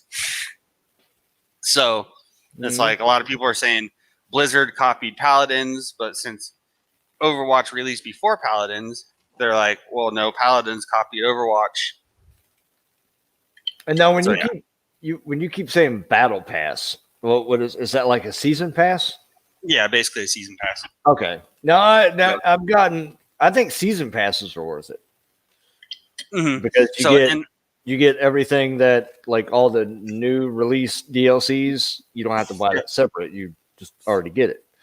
and then you get all the unlocks for that season as you go through them. So right, and they're usually like I said, they're usually only $15 for it. Yeah. So it's 15, like whatever. 20. Yeah, I've Mhm. never paid anything more than 20 for a season pass for any game, and that's like I bought the season pass for LA Noir. That was $20. What else was it? BioShock Infinity back on the 360. That was years and years and years ago. That was such a cool game. Did you ever play that? BioShock Which one? Infinity? BioShock Infinity? Yes, Infinity. I did. Yep. Yeah, where you're up in a cloud city. Dude, that was such a cool game, dude. It was a fun game. That blew, and it's funny that I'm using this reference. That blew the first 2 BioShock games out of the water. Pun intended. Right. But no, that was such an awesome game, dude. Oh my god. The best BioShock game. But I bought the season pass for that too. Yeah. So I didn't buy them for those ones. Like most of those games, especially if they're usually like a single player type game, I don't buy that stuff. I'll usually just play the base game and that's where it's done. Because like I played. Yeah, but season passes are so worth it. They are so worth it. Like, especially if you want to get the full experience and you don't want to have to pay for each extra chapter or whatever individually. I'm kind of weird though. Like once I've played a game, I don't like to play them again. Like I'm not good with replay value. So like The Last of Us, right? I was playing that when it first came out and on a PlayStation 4. Yeah. Was it PlayStation 4? Yeah, I think so. But I played it on PS3. Yeah. Might have been a PS3. I can't remember. But either way, it was when it first came out, I was playing it and I played all the way through towards like almost the very end. I was getting towards the very end of the game, the climax, and my PlayStation broke. Rip. Yep. So I was like, fuck, when I finally got another PlayStation and everything like that, I just didn't want to play The Last of Us because like I would have to play all the way through the entire game again. I did eventually end up playing all the way through it and beating it, but it took me a few years. Like when I heard that The Last of Us 2 was coming out, was about to release, is when I finally went through and played it. So, and it's just those kind of things. It's like, once I've played the game, that's kind of, once I'm done with it, I'm done. And I can see that because if you play it again, you already know what's going to happen. Right. I can see that.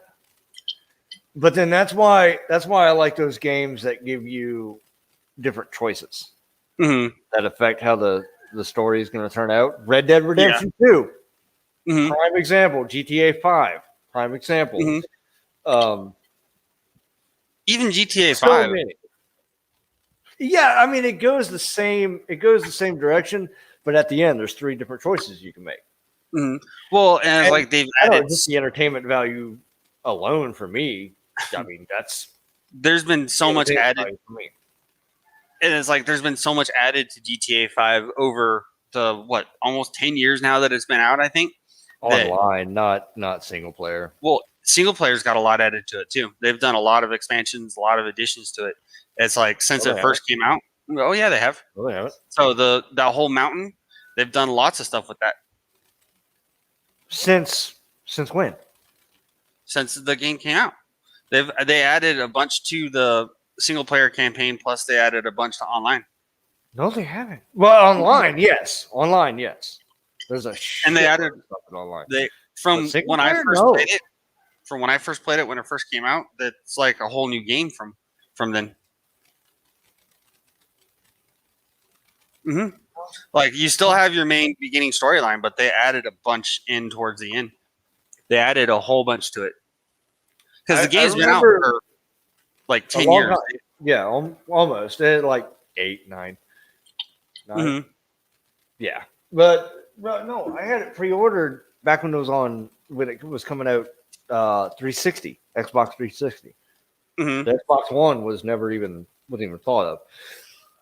And me and Christina, well, my now ex, we were at GameStop at 3 o'clock in the morning in line, waiting to get our copy because we pre-ordered it.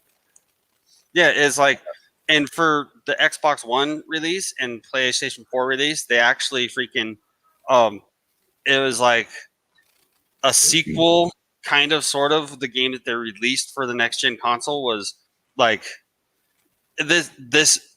So, Grand Theft Auto 5 is weird with games in the fact that it's when it releases on the next gen console, it's going to be basically one game that's actually been 3 different games. So because they're releasing another new version of it for the PS5 basically, so or the Xbox One X, Series X too. Because when it came out for the PS4 and the Xbox One, they released a different version of the game with more content and all that stuff. Well, I know that when it came out on the Xbox One, Mm-hmm. when it was next gen, now it's current gen, but now it was next gen. The only content that they had for single player for GTA was the DLC cars that they had for Mm-hmm. the 360 and the PS3. Mm-hmm. When they had DLC updates, which are all free, of course, you don't have to pay for those. But then they had new cars that come out. But in single player, that was for online. Now in single player on the next gen, now you can see these DLC cars, just on the street driving. You go see one. They did a bunch of stuff with the whole Bigfoot and all that stuff on the mountain. So there was parts of the game that they added where you go up and you find a hunter and you have to help the hunter find Bigfoot. It turns out the Bigfoot was actually just a person, and like someone killed someone, and that was in there from the beginning. I know, but when it came out for Xbox One, they added more content with that for the whole Bigfoot thing. I watched a video recently on it from, can't remember who it was, but it's like Grand Theft Auto 5. Sure? Like, because I did all that when it was on the 360. I know, but when they had it on the 360, but when it came out on the Xbox One, they released more content for it. So it's like I watched this whole video on it. It was like a half hour long. This was a couple of months ago, but how it effectively, because like I was saying, when it came out for the Xbox One, it was like they released a Grand Theft Auto 5.5 kind of thing. So it was like Grand Theft Auto 5, but an almost sequel kind of thing. So it's weird. I'll have to see if I can find that video again to share it to you that explains it all. Man, you know what I want to get into is I want to get this set up like optimized to where I can do this and get back into the roleplay servers, GTA roleplay servers. Dude, I used to do it on the Xbox One. That shit was so much fun, dude.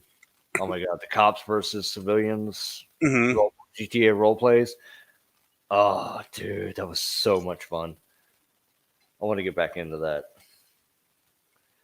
Here I am, almost 40, and I'm like, I want to play Left 4 10.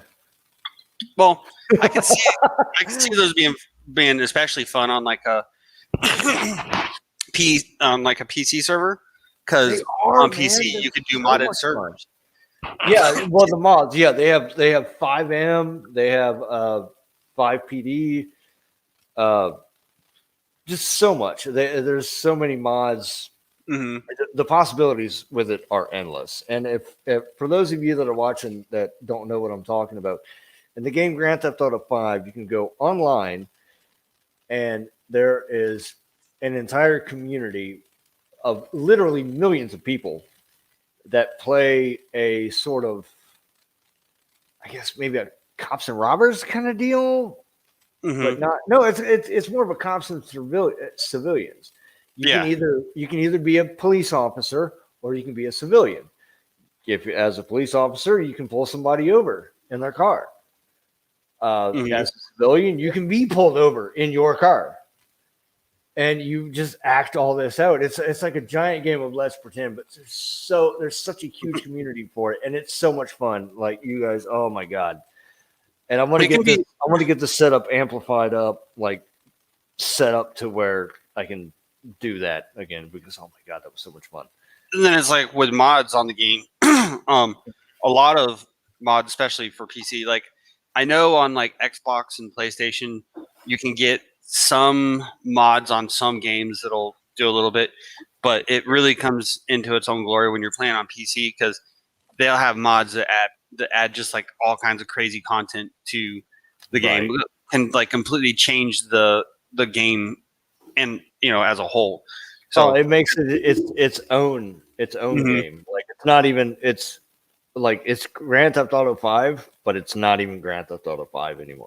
and a lot of gaming companies, a lot of games are going and taking the mod community and using the modders and what the modders do for the game to get ideas for future expansions and future iterations of the game. Like Ark, for example, is a really good example of it. Mhm. Every time they come out with a new content release, so their new maps and all that stuff, they actually have maps that modders have been making, map packs and content packs that modders have been doing. They'll go through and they'll have official Arc modders making official, Arc maps and all that, and they'll rake those. And then towards the end of the rotation for the expansions, they'll have one vote, the community vote on the map they like the best, and they'll pick that map, and then the Arc what? dev creates that map for the game and releases it as part of content for the game. And then Let's go. you also get that with like dinos that are in the game. They'll make mod created dinos and mod concepts that are modders are making often, and you'll see them often in the most popular online servers. They'll integrate those into the game. They do the same thing with Atlas to an extent. So there's one server, it's a role play server that when the next season opens up for it, we're going to transfer over to this server. But it's a role play server. It's one of the biggest servers in Atlas, and you have like the Royal Navy, which is one faction, and then you'll have pirates, which is another faction, and then you have privateers, which is another faction, and you have to stay in your role. So if you're Royal Navy, you can go out and attack pirates, but you can't attack anyone else. If you're pirates, you can attack anyone, but you have to be in a certain area in the map. And then if you're privateers, you can attack pirates, and basically that's it. So, but you have to stay in your lane as far as what you choose. I think we're gonna go play privateers, and it's like on there the ships, they're all manned individually. Like you have to have enough crew members to man the ship instead of having NPCs. So, which is a lot, because if you're running a galley on that game, a galley will take 50 to 60 people to man it. So you need a legit crew. yeah, That's so, about how it is real life. I mean, a galleon is absolutely massive. You need hella people. Yep. To help run it. So that sounds so dope. Oh my god, I want to get in on that. So that's a fun. Atlas is a fun game. I love the pirate side of it. So, like I said, love anything having to do with pirates. Like, oh my god, dude, that's my obsession. Right. So, dude. That's what, and you can. On another really cool thing that I like about the Arc Atlas games is you can tame animals. Like for example, in Discord, I'm watching my company. They're talking right now. They're gonna tame a Tortugar, which is, I don't know. It's like a turtle, a big dinosaur-like turtle that can carry like 6 people, and there's one near us, and they want to tame it. So, But that can carry 6 people, like ride on it. Yeah. So most of the animals that you can tame in the game are so That's awesome. so yeah, I mean, and that's really cool. Like you see a monkey wandering around, you can tame the monkey and walk around with it on your shoulder, and it throws poop at people. Um, you can tame chickens. There it is. Seems legit. So yeah, any animal you can have parrots that you can tame and put on your shoulder. I have tamed tigers. We also have tamed crabs. We have lots of animals. So That's but dope. That is dope. we're coming up to the end of our time here, so we can go ahead and start signing out. So yeah, make sure you check us out on Facebook. Go to the WO Entertainment Facebook page. Also, make sure you check out the WOHQ, our group. Also, check us out on Facebook, L Train Fighters, or it's 1700 somewhere. We're also named L Train Fighters on Twitch. Or no, it's 1700 somewhere on Twitch. L Train Fighters on Instagram, and just look us up, L Train Fighters, and it's 1700 somewhere, everywhere. Also, you look me up, Athen Daily. Don't forget about Last Comic Standing and Warrior Fest, which will be coming up later this year. We still don't have any more info on it, but we'll get that out to you as we get it. Oh yes. Oh yes. So, anything you want to say there, Niko? I have merch. You have merch. I have merch. Sweet. You have merch. I have Is that merch. is that a water jug? That is a tumbler, 36-ounce tumbler with Nice. my ugly ass face on it. Hey, buddy, fucking buy me and shit. So yeah, fucking hit me up for that. Thank you everybody so much for watching. I am so happy to be back. This is going to be a more regular thing because this is also my show, and I haven't been on as much as I should have been. I've been taking a bit of a hiatus. I didn't want to, but kind of had to. But I'm going to be back. It's so great to be back. So happy to be back. And I'll see you in about an hour on 1700 somewhere. Absolutely. All right. Y'all have a great weekend, and we'll catch you same place, same time next week. Bye bye.